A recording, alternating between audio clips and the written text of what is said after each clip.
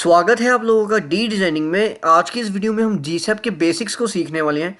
तो जीसैप, जिसका पूरा नाम ग्रीनसॉक है, वो एक जावास्क्रिप्ट की लाइब्रेरी है जिसकी हेल्प से हम कॉम्प्लेक्स एनिमेशंस काफ़ी ज़्यादा इजीली बना सकते हैं। अब मैं अब विजुअल स्टूडियो कोड में आ चुका हूँ। अपने कीबोर्ड पे एक्सक्लेमेशन मार्क वाली की को प्रेस करूँगा, यहाँ पे HTML के बॉयलर प्लेट ले करूँगा। फिर उसके बाद मैं बॉडी पे जाऊँगा, यहाँ पर लिखूँगा डॉट बॉक्स #box1। ये बेसिकली एक शॉर्टकट है पूरा ये लिखने का, div class box ID box1 लिखने का। फिर उसके बाद ऑल शिफ्ट डाउन दबाऊंगा, यहाँ पे 2 बार डुप्लीकेट करूंगा। फिर उसके बाद मैं यहाँ पे टाइटल के नीचे स्टाइल टैग दूंगा, थोड़ी बहुत स्टाइलिंग दूंगा। यहाँ पर मैं बॉडी लिखूंगा। फिर उसके बाद बॉडी की मैं हाइट दे दूंगा 100 VH। फिर उसके बाद यहाँ पर मैं इसकी डिस्प्ले दे दूंगा फ्लेक्स अलाइन आइटम सेंटर। ये बेसिकली हम यहाँ पे सेंटर करने के लिए कर रहे हैं, जिससे हमारे जो ये बॉक्सेस है तीनों, ये सेंटर में आ जाएंगे। फिर यहाँ पर 1 मिनट में आईडी चेंज करूँगा, क्योंकि आईडी हम सेम नहीं दे सकते। यहाँ पर मैं आईडी लिखूँगा box2, फिर यहाँ पर box3। फिर उसके बाद मैं यहाँ पर लिखूँगा डॉट बॉक्स, या इससे मेरे तीनों बॉक्स सेलेक्ट हो जाएंगे। फिर उसके बाद मैं इनका बैकग्राउंड कलर दे दूँगा यहाँ पर एक्वा। फिर मैं यहाँ पर हाइट दे दूँगा इनकी 100 या 200 पिक्सल। फिर उसके बाद विड्थ भी दे दूँगा 200 पिक्सल। Ctrl+S से सेव करूँगा। फिर उसके बाद राइट क्लिक करूँगा, यहाँ पर ओपन विद लाइव सर्वर पे क्लिक करूँगा।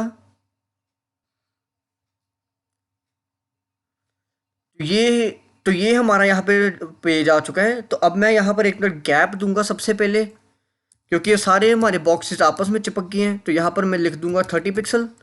Ctrl+S से सेव करूँगा, ब्राउज़र में जाऊँगा। तो यहाँ पर अब ये ठीक लग रहा है। अब जीसैप इस्तेमाल करने के लिए आपको सबसे पहले अपने ब्राउज़र पे जाना पड़ेगा। फिर उसके बाद आपको यहाँ पे सर्च करना पड़ेगा जीसैप CDN। फिर उसके बाद सबसे पहली आपको लिंक जो होगा उस पर क्लिक करें।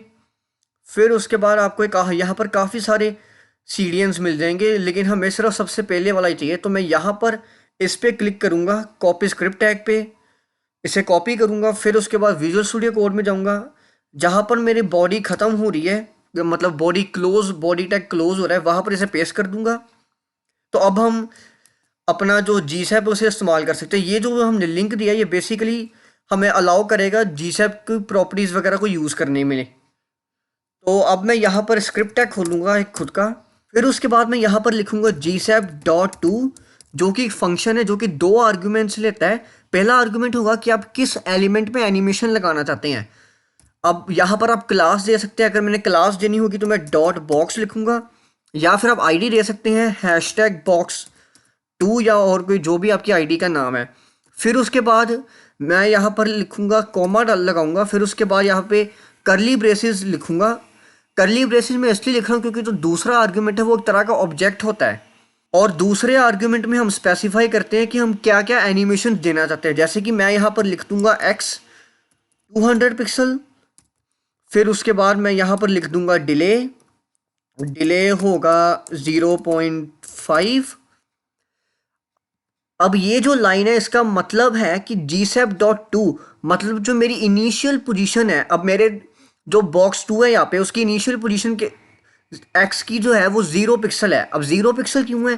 क्योंकि मैंने तो यहाँ पर कुछ लिखा ही नहीं हुआ। अगर मैं आपको दिखाऊं, हम लिखते नहीं होते CSS से ट्रांसफॉर्म ट्रांसलेट एक्स, तो मैंने यहाँ पर कुछ दिया ही नहीं हुआ। तो इसका मतलब मेरी बाय डिफ़ॉल्ट जो पोजीशन है एक्स की वो 0 पिक्सल है। तो मैं यहाँ पर यही कह रहा हूँ कि 0.5 सेकंड की डिले के बाद, 1 मिनट यहाँ पर डिले, हाँ, 0.5 सेकंड की डिले के बाद हमारा जो ये box2 है ये अपनी पोजीशन से 200 पिक्सल आगे की तरफ चले जाए। आगे की तरफ मतलब राइट की तरफ चला जाए। अब मैं यहाँ पर Ctrl+S से सेव करूँगा, फिर अपने ब्राउज़र पे जाऊँगा। तो यहाँ पर आप देख सकते हैं मेरा जो है, एक मैं रिफ्रेश करता हूँ पेज को, तो आप यहाँ पर देख सकते हैं कि वो हमारा इनिशियल पोजीशन यहाँ पे थी सेंटर में, जहाँ पे मेरा कर्सर है अभी, यहाँ से अभी यहाँ पे जा चुका है। यहाँ से मतलब 200 पिक्सल आगे की तरफ मूव कर चुका है। फिर अब ऐसे ही हमारे पास यहाँ पर, अच्छा यहाँ पर एक और चीज़ आप लिख सकते हैं, ड्यूरेशन भी। ड्यूरेशन जो है वो बाय डिफ़ॉल्ट 1 सेकंड होती है, इसलिए अब ना भी लिखे तब भी चल जाता है। लेकिन अगर आप ड्यूरेशन इंक्रीज़ करना चाहते हैं, जैसे 1 की जगह 3 सेकंड्स, तो आप ऐसे भी कर सकते हैं। Ctrl+S से सेव करूँगा, ब्राउज़र पे जाऊँगा, तो यहाँ पर आप देख सकते हैं वो काफ़ी स्लोली हो रहा है एनिमेट। फिर उसके बाद अब ऐसे ही हमारे पास आ जाता है एक gsap.from फंक्शन। अब ये क्या करता है, ये उल्टा है। जैसे gsap.to में होता था 0 से 200 पिक्सल, हमने कहा है यहाँ पे जो होगा, यहाँ पे 200 पिक्सल से 0 पे वापस चला जाएगा।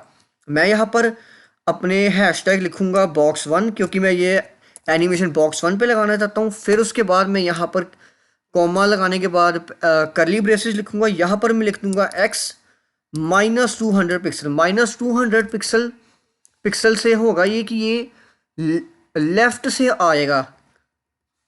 फिर उसके बाद मैं यहाँ पर लिख दूंगा डिले में, यहाँ पर लिखूंगा 0.5 सेकेंड। इसका भी Ctrl+S से सेव करूंगा, ब्राउज़र पे जाऊंगा तो यहाँ पर आप देख सकते हैं। एक मैं रिफ्रेश करता हूँ पेज को, तो हमारा जो ये box1 है ये अपनी मतलब नॉर्मल पोजीशन पे वापस जा रहा है। नॉर्मल पोजीशन इसकी यहीं पर थी। अब gsap.from वो यही करेगा कि 200 पिक्सल से 0 पिक्सल, मतलब इसकी नॉर्मल पोजीशन पे से वापस कर देगा। फिर इसके बाद ऐसे ही हमारे पास एक gsap.from2 फंक्शन भी होता है।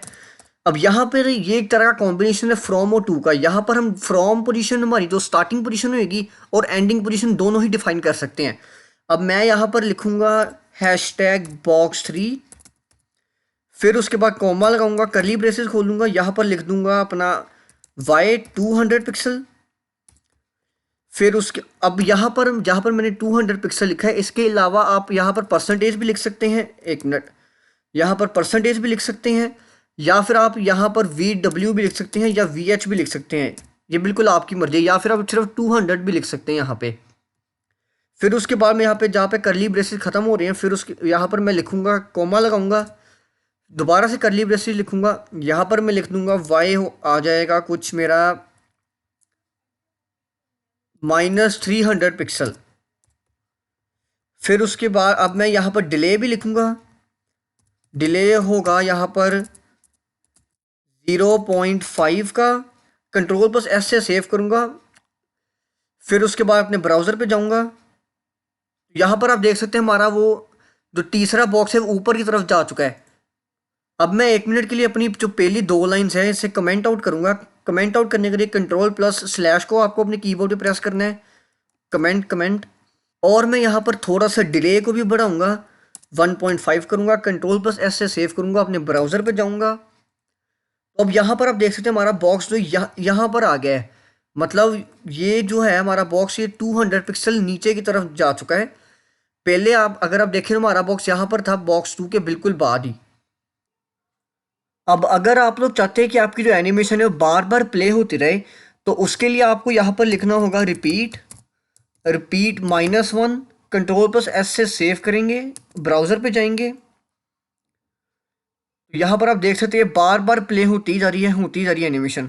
और वैसे ही अगर आप चाहते हैं आपकी एनिमेशन जो है वो 3 या 4 बार ही प्ले हो, मतलब किसी भी specific number of times play हो, तो आप यहाँ पर वो नंबर लिख सकते हैं। जैसे मैं अगर चाहता हूँ कि मेरी एनिमेशन 3 बार ही प्ले हो, तो यहाँ पर मैं 3 लिख दूंगा। फिर उसके बाद Ctrl+S से सेव करूँगा, ब्राउज़र पे जाऊँगा, तो अब ये सिर्फ 3 बार ही प्ले होएगी, फिर उसके बाद ये रुक जाएगी।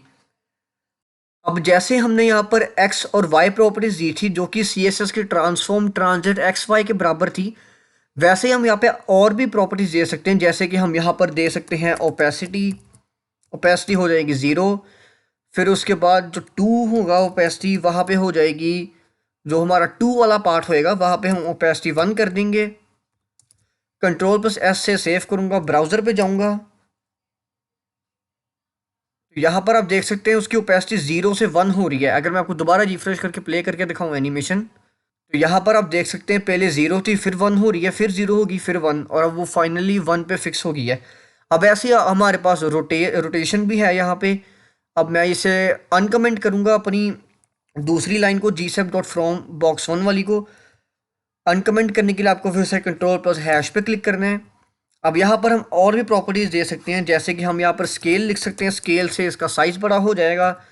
फिर उसके बाद हम यहाँ पर रोटेट लिख सकते हैं, रोटेट एक्स होने से ये मतलब एक्स एक्सिस पे रोटेट हो जाएगा हमारा। यहाँ पर हम डिग्रीज लिख सकते हैं, जैसे कि 40, जैसे कि हम यहाँ पर लिख सकते हैं 45 डिग्री। अब मैं Ctrl+S से सेव करूँगा, फिर से अपने ब्राउज़र पे जाऊँगा, यहाँ पर आप देख सकते हैं रोटेट हुआ था 45 डिग्री। फिर एक मिनट, स्केल नहीं इसका भरा हुआ। अच्छा, हमने यहाँ पे 1 ही लिख दिया था, तो हम यहाँ पर इसे 1.3 करेंगे। Ctrl+S से सेव करूँगा, अपने ब्राउज़र पे जाऊँगा। तो यहाँ पर आप देख सकते हैं पहले इसका स्केल बढ़ा हुआ था 1.3, फिर छोटा हो गया। यहाँ पर आप दोबारा प्ले करके दिखाऊँ अगर आपको, तो यहाँ पर आप देख सकते हैं उसका स्केल बड़ा हो रहा है, फिर वो 1 हो जाता है अपने जो इनिशियल साइज होता है उस पर ही। तो ऐसे ही हमारे पास रोटेट एक्स भी है, रोटेट वाई है, रोटेट जेड है। अब वो मैं आपको रेकमेंड करूँगा कि आप खुद ट्राई करके देखें। तो गाइस आज के लिए बस इतना ही। अब अगली वीडियो में हम जीसैप की टाइमलाइन के बारे में सीखेंगे। अगर आपको ये वीडियो पसंद है, वीडियो को लाइक करें, वीडियो को शेयर करें, चैनल को सब्सक्राइब करें, और कमेंट सेक्शन में अगर जीसैप के बेसिक्स से रिलेटेड कोई भी डाउट है तो मुझसे ज़रूर पूछें। Good bye.